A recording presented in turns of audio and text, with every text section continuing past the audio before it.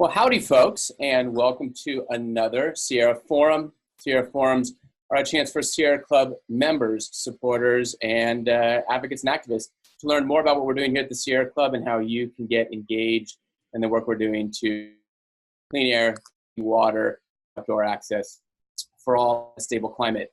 My name's Mark. I'm the editor-in-chief of and the host of these conversations. Today, we'll have a conversation among our panelists for about 15 minutes.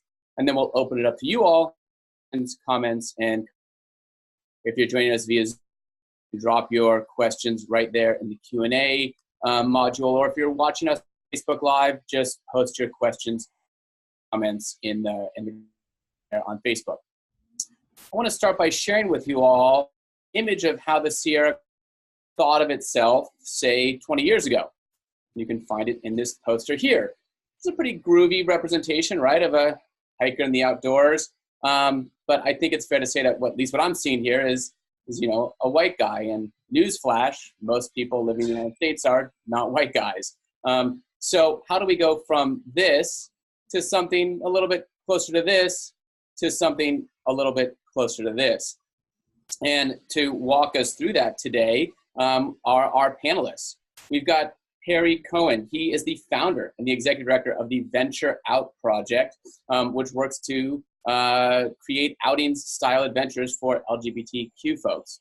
Also joining us is Caddy Regalado. She's the Sierra Club's Inspiring Connections Outdoors coordinator for the Chicago area, working with youth there in the greater Chicagoland.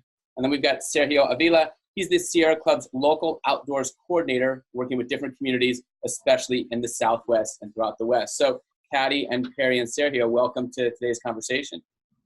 Gracias. Thanks, Jason. Perry, let's start with you. Your organization, again, as I said, the Venture Out Project, which Sierra Magazine was very proud to feature in our March-April edition, works to expand and increase outdoor access, again, for the LGBTQ community. I'm wondering if you could talk about what that and outdoor recreation has been like for LGBTQ folks. Talk a little bit about your personal. Yeah, absolutely. Having us, we're really excited to. So I'm a traditional white guy who would be. So I think I'm a little bit different. What is maybe what's on the surface. I also identify as queer, which is a word that I use different, and it's got a little political. We talk about being a project. Getting outdoors has been an incredible. It's one of the few places where I can sign on that tree. I can pee behind whichever to. There's no expectation. Guys will go over here and the girl here, and so emancipatory space.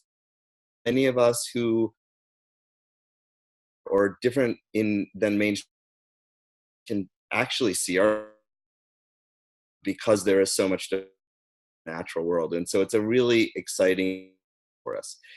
And out queer and LGBT side, because we think it's really powerful to help folks and get away from so much of our daily life. It's really important to do it in community. Many of us spend most work with other people who don't necessarily identify as LGBT.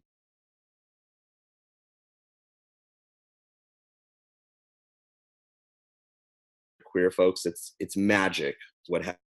You add that on top of being outside, magic.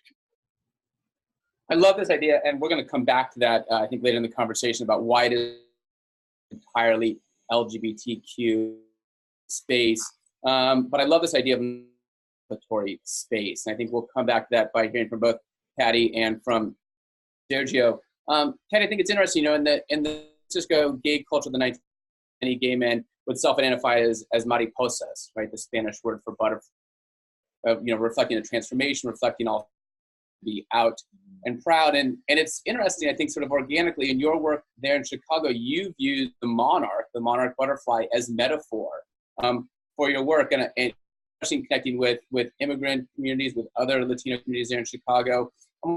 About that, and again, this sort of idea of of the mariposa, of the monarch, and sort of being key to some of the work that you're doing.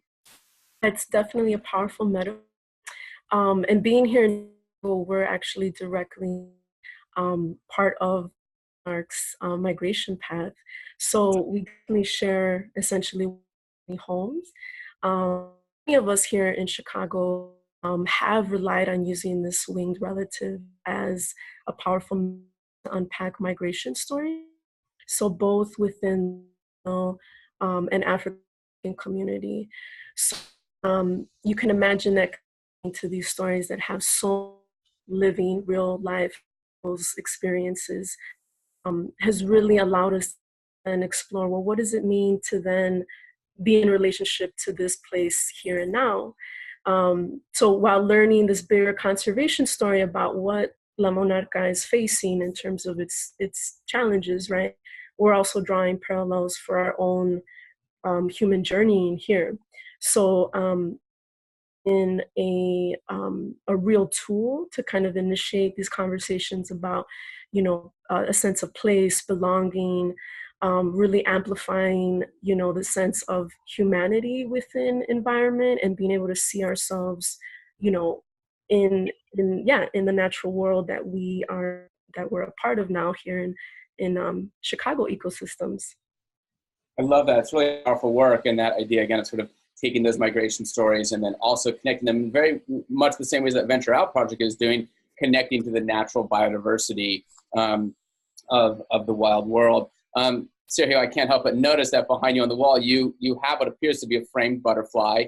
I know a lot of your work as a conservation biologist has been around, oh my God, look at that, has been around monarch conservation. I'm wondering how you could, kind of keeping this thread, talk a little bit about the cultures of nature that you see among the communities you're working with there in the Southwest. Gracias, Jason. I'll start by appreciating the fact that we used the word in Spanish, mariposa. We learned something today. We know the word in Spanish for mariposa thing. Yes, absolutely agree with he and many other people across the continent that monarchs are really good messengers for social justice and environmental justice. Monarch butterflies have a migration in 3 countries, about 4,000 miles, where actually it goes by generations. You leave when you start the travel, and it is not you, but your great-grandchildren could reach the place in that migration. And months later, everybody will come back home after getting the resources and finding everything that they need to survive. But it's clear that there is a very interesting connection between the migratory phenomenon of the monarchs and the migratory phenomenon of people who are also looking for the resources to feed their families, the home and the food and the shelter. It's nothing more than that, just like butterflies. And also, their homes are being destroyed, their food is being destroyed. Interestingly, for monarchs and for people, the food is being destroyed by the same company, which might be a different conversation, but there is an intersection there about this life being that crosses borders in search for food and the resources that it needs. And that's a way to see nature. Nature is not always a place to go play, a playground, recreation. Nature means a home for somebody. Nature means water and food. And nature means also the spiritual connection that we started talking about. There's much more to get when your feet are in the water or your hair flows in the air than going to a church or just listening to a lecture. So this connection brings in different values that if we learn from other people, we will learn from their values too. And it's a way to make it accessible and open for everybody. And I want to come back to that and kind of unpack those values, but I do just want to remind viewers that, again, if you're joining us on the Zoom platform, you can drop a question for either Patty or Perry or Sergio right there in the Q&A box. If you're watching on Facebook Live, you can put a comment or a question there using the Facebook chats and comments. So, Sergio, I want you to go a little bit deeper. You say that the values among some of the communities you're working with, the cultures of nature, are maybe different from what I think we'd call the dominant culture, the dominant kind of European white culture in this country. Do you see in trying to create outings there in the Southwest an exchange, a conversation between values, between different ideas of cultures of nature? Absolutely. In fact, what I see is communities really coming forward to say, we belong here, and even though we don't climb up in the mountains, we don't ski, we don't bike, we belong in nature. It's part of the difference between seeing nature like the outdoor recreation where we can go hang out and have a good time, or the place where we grow up, we collect our food, walk our dog, like medicine plants, and we hang out with our friends. You know, we grow up as people, as families. And I think in this case, what we're doing in the Southwest is Sierra Club is changing its own paradigm. Instead of coming to the Southwest with suggestions on what to do, we are listening to the local communities. We are listening to the identity groups that say, this is the type of outing we want. This is how I think my family will be included. These are the needs and the priorities the community has. And so we are responding to those needs and those priorities. Them, come and have an adventure. We always do, and you're going to have, don't worry about it. So we're just changing it a little bit. Yeah, you know, that poster, Sierra Club poster from about 20 person recreation in many Latino communities, it's a family event going sort of out with the whole family. Caddy, I'd love to hear from you. I'm kind of dovetailing on what Sierra was talking about. What you've done, what's been really successful in creating a sense of place there in the greater land or greater sort of Great Lakes area? Yeah, I'd say that, you know, I, along with our volunteers, you know, are really this from starting from a place of experiences, right? I mean, from our young people, but also from ourselves. I mean, we just had a volunteer this past weekend have her first, you know, car camping experience. So I think coming from that place is what allows us to better approach how to co-create really affirming experiences in the outdoors, in our outings that we're providing, and centering that idea that there's no one way to, you know, to experience, to what it means to be in the outdoors. So I think it's that shifting. And yeah, we still want to provide exposure and access to more of those, you know, wild green spaces. But we also want to cultivate that sense of belonging for the nearby nature that is in our immediate environment, our neighborhoods, you know, in our backyard. And having said that, there are real barriers, you know, to access, you know, things that, you know, we kind of touched on, like how welcoming do folks feel? You know, are there people that look like us? And you know, things like transportation. And yeah, sometimes some of these traditional recreating activities are very much, you know, limited by financial means, right? Because all this gear and stuff costs money. So, but I think really the piece about this work is that we're trying to get that sense of place, not in a bubble, but bring it out into that more expansive definition. You know, how do we make space for broadening all these narratives to conservation, environmentalism?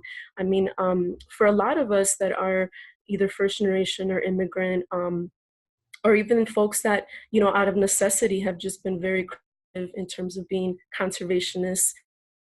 You know, we have our grandma, people in our immediate families that have been those first, you know, environmentalists that did, you know, this way of seeing the world. And so I think, you know, the more we encourage ourselves to understand, you know, our lenses are shaped by, and so how can we be inclusive of everybody's real life experience, you know, and that'll help us lift up this greater, you know, culture change.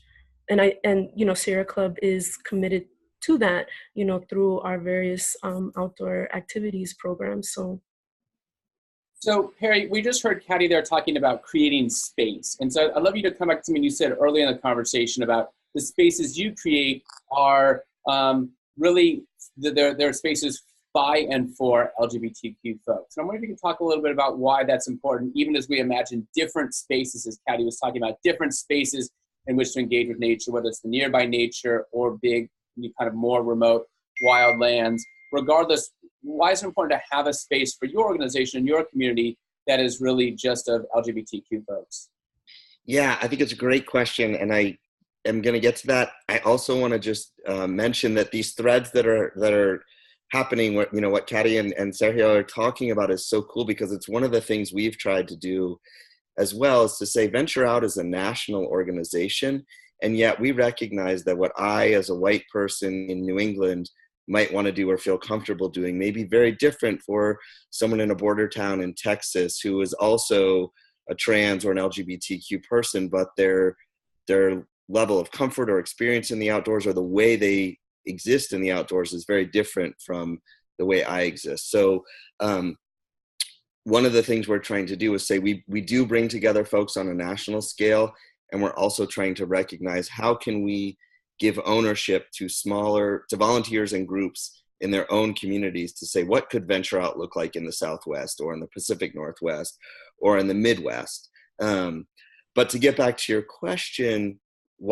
people ask us this all the time. Why do you need an LGBT group? Why can't I just have a men who like to ride motorcycles, white men who like to ride motorcycles group? And I would say the reason is because we don't have this space in our mainstream life. And for many people, getting outside is already scary, especially we cater to a lot of beginners. And they're saying, I've never been out of the city and you want me to camp in the dirt with bugs and mice and squirrels? No way.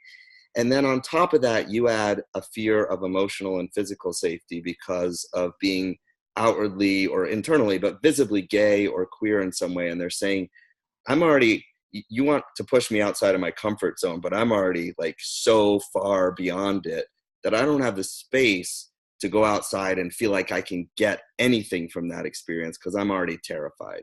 And so what we say is, if we can take away that and, give you a much higher indication that you're likely to feel emotionally safe and you're within community, then maybe you can develop an appreciation for the outdoors and find a challenge that feels good and safe, but still within your zone of comfort. And I think an added benefit that we found, and this speaks to the Sierra Club, is I think when people don't have an experience of being in nature, it's hard to convince something worth saving or worth fighting for.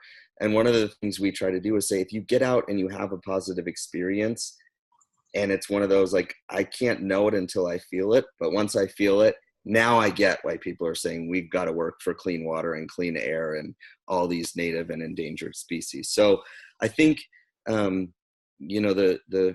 long-winded short answer to your question is, it's really important because we have to cultivate community for folks who don't have it in most of the rest of our lives. And it's nice to have it in a space that's not, that's outside. So we're going to open up some of the questions from the audience. And again, I want to thank you guys all for your really incredible insights and what you've shared already. We've got a couple of questions from Bob as well as from Brian here, asking about how we can cultivate this same ethos, I think, and train volunteers. The Sierra Club, especially the local outings program, relies almost entirely on volunteer leaders within their own chapters. So I'd love to hear from Katty or from Sergio, what are the challenges and the opportunities of also, cultivating this same ideals among the Sierra Club's broad network of volunteers? Katty?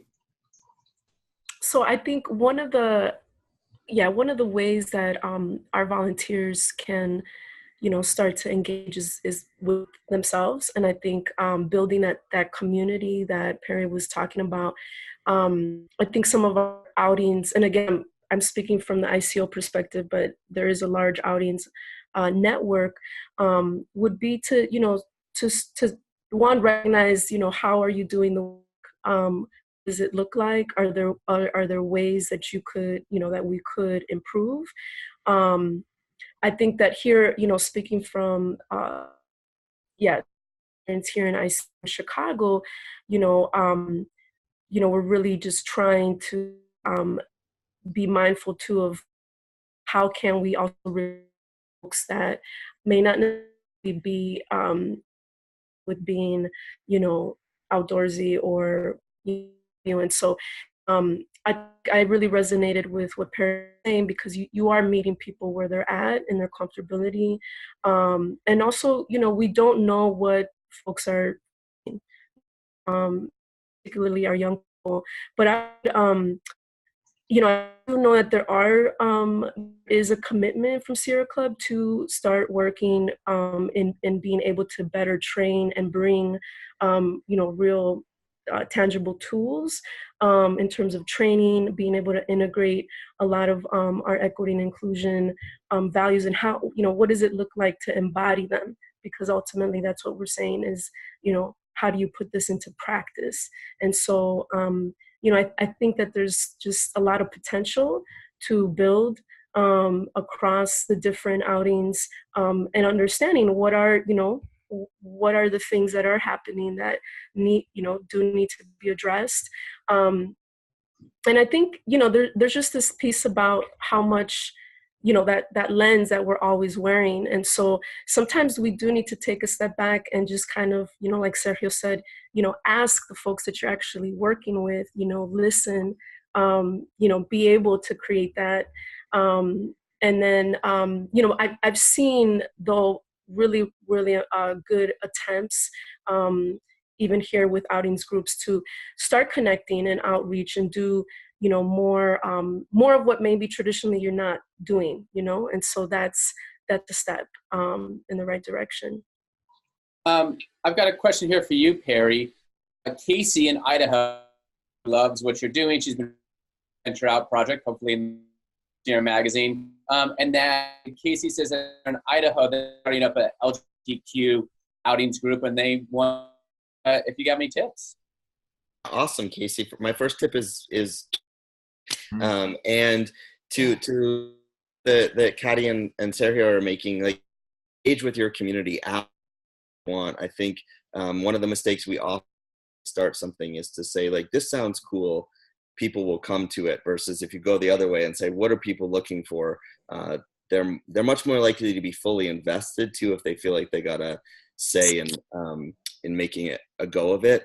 The other thing I would say is, if you can, make it free, and if you can, make it and schedule things in succession, because what we found is people love the community aspect, and if they know I can come once and try it, and if I liked it, then back and I'll probably see some of the same people, I think that really gets people feeling like they're engaged and coming back.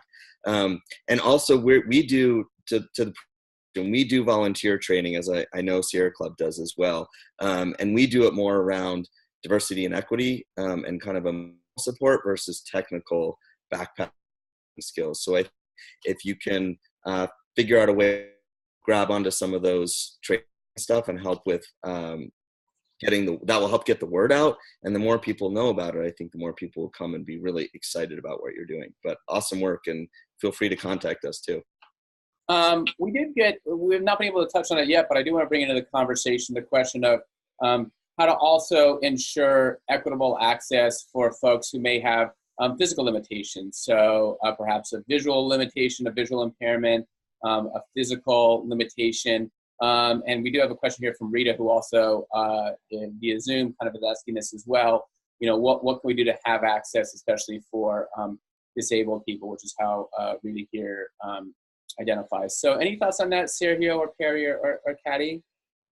I would encourage you to demand that from, I guess in terms of national, here in Chicago, we don't have a nearby national park, but our forest preserves of Cook County definitely have taken on initiatives to provide ramps for special events or intentionally paving trails. So I think that if there is, I guess in regards to nearby nature sites, I'm not as familiar as, in terms of other public lands, but, I think that's, and being able to come together and organize, because that's a very, very real accessibility issue.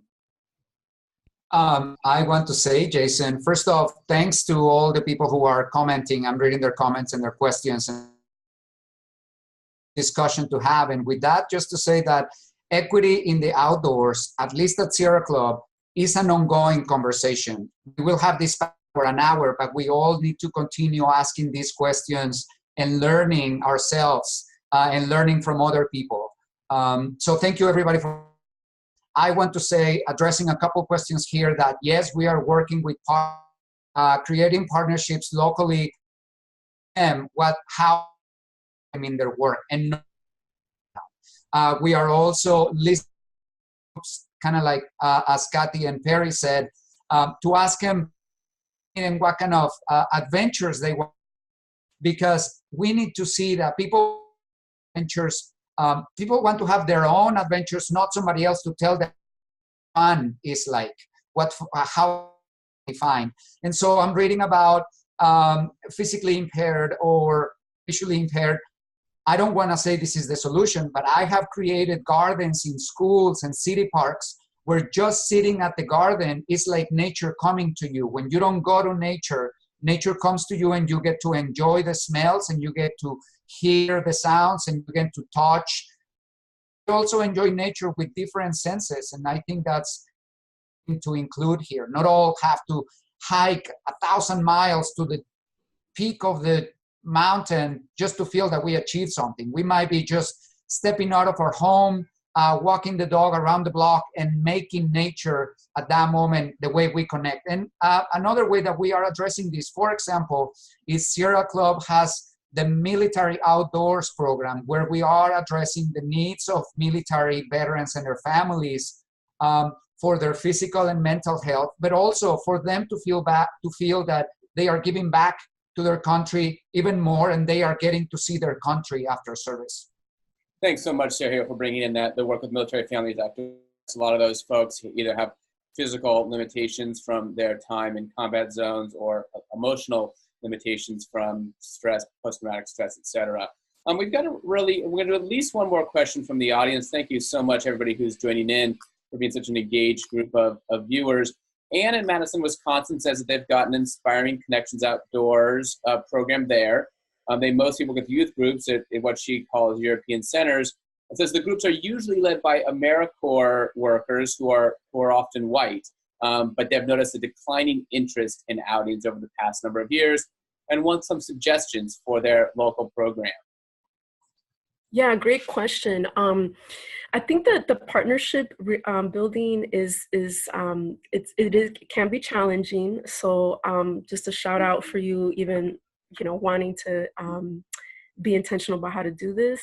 I would encourage, here in Chicago, we've seen a real rise in partnerships with community-based organizations. So and in our school situation within public schools is that a lot of these organizations are actually now inside being contracted within the schools. So, I think I would encourage you to, it's all about relationships, right? And building and being able to connect to all these networks. So, I feel like being able to go on both routes, like looking at maybe how some other environmental, I think there's the Urban Ecology Center that's in Milwaukee, but I know that there are many other folks also doing this work. And so being able to understand maybe, or they may even be able to share, certain partners that they've also been serving. I'd be happy to also connect with you outside of this call. But I think that there are, it is challenging, but it's definitely just the piece of connecting to the networks. And I'm sure that, there could be ways to, make sure that you can connect to those, youth sites. So folks, I'm sorry to say we're coming just about time. We've got more questions that we can answer. Certainly try to find any of these folks online, and I'm sure they'd be happy to answer your questions. But I do just want to, in our closing minute and a half here, offer some space for final reflections. Why don't we start with you, Sergio? We'll go Sergio, Perry, and then Katty will get to have the final word. Thanks, everyone, for your comments. Feel free to find my email, and I promise to direct your questions to the appropriate department or chapter. keep your voices out, keep talking about it. And please remember that we are looking for relationships that are transformational, not transactional. You need to take time to create trust, and you need to build that trust. Take time to make a transformation, not a transaction. Thank you. Thank you, Sergio. Perry, any final thoughts from you? Yeah, just again, thank you so much for having us and for engaging in this conversation and for all the great questions. And I think I'll leave with two things. One is a motto that I've heard and we've adopted, which is hike your own hike. Kind of, if it's a hike to you, it's a hike, and you should be proud of that and feel really good and respect that in others. And the other thing is that I started Venture Out because I wanted to teach people skills to get outdoors. And I thought they'd come on one hike and then never come back because they'd gained the skills, and they kept coming back. And I said, don't get me wrong, I'm thrilled you came back, but why? You already know how to do this. And they said, you missed the point. You didn't create a hiking organization. You built a community, and we just happened to use the outdoors as our space. So I think I love sharing that with people, and hope that others will think of the outdoors as a beautiful place to create community. Wonderful. Thank you so much for sharing that, Perry. And Katy, any last words from you from there? Yeah, just a lot of gratitude for everybody who has joined us, and, reiterate that, yeah, this is, slow cooking work, but we need a commitment from that place of inclusivity, understand that we're building relationships. So yeah, as Sergio said, that's going to take time. But also, there's a lot of resources around us. So just be open to, expanding. So thank you. Well, thanks to each of you for taking time out of your busy schedule and all of your important work to join this conversation. I really appreciate it, and I learned a lot from this conversation. Just a reminder to there's our mariposa, our final mariposa of the day. A reminder to our viewers that we do these forums regularly. We'll have other forums coming up later this year, including some looking at the political landscape here in this midterm year. And you know where to find us, sierraclub.org, sierramagazine.org. Check out the Venture Out Project. And we are online all the time, in all the usual spaces, Facebook, Twitter, Instagram. And again, connect with us, hopefully offline and in the great outdoors. Thank you guys so much. Have a great day.